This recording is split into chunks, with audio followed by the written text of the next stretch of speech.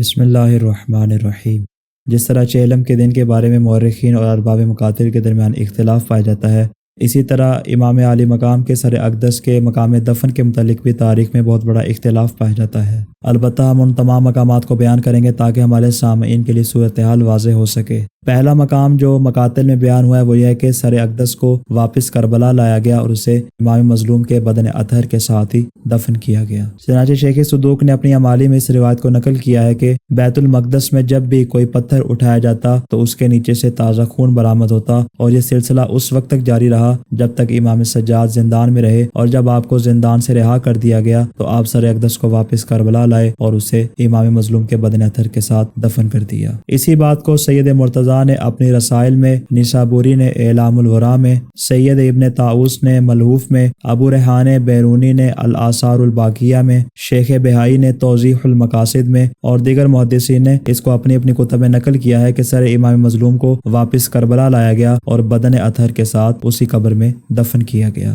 دوسرا مقام جو بیان ہوا وہ نجف اشرف ہے، اور ان روایات کو علامہ مجلسی نے بہار الانوار میں بیان کیا، اور اس بات کا مدرک انہوں نے باب زیارت امیر المومنین کو قرار دیا کہ جن سے معلوم ہوتا ہے کہ سر اقدس امام مظلوم کو امیر المومنین علی ابن ابی طالب کے پہلو میں دفن کیا گیا ہے۔ تیسرا مقام جو بیان ہوا وہ مدینہ میں جنت البقیع میں ہے۔ اس کے متعلق ملتا ہے کہ امام حسین علیہ السلام کی شہادت کے بعد جب یزید نے سر امام مظلوم کو مدینہ کے حاکم عمر ابن سعید اشدق کے پاس بھیجا تو اس نے حکم دیا کہ سر مبارک کو کفن میں لپیٹا جائے اور ان کو جنت البقیع میں جناب سیدہ کی قبر کے قریب قبہ امام حسن مجتبی میں دفن کیا جائے۔ چوتھا مقام جو ذکر ہوا وہ ملک شام میں، چنانچہ ملتا ہے کہ جب یزید نے سر امام مظلوم کو مدینہ کی جانب روانہ کیا تو مدینہ میں اس سر اقدس کو ایک لکڑی پر اٹھایا گیا اور اس کے بعد اسے دوبارہ شام واپس بھیج دیا گیا۔ چنانچہ یزید نے حکم دیا کہ اسے دارالامارہ میں یا ایک دیوار میں یا ایک قبر میں دفن کر دیا جائے۔ پانچواں مقام جو بیان ہوا وہ یہ ہے کہ سر امام مظلوم کو مصر میں دفن کیا گیا، چونکہ مصر میں ایک ایسا مقام موجود ہے کہ جسے مشہد کریم کہا جاتا ہے، کہ جس کو سونے وغیرہ سے مزین کیا گیا ہے،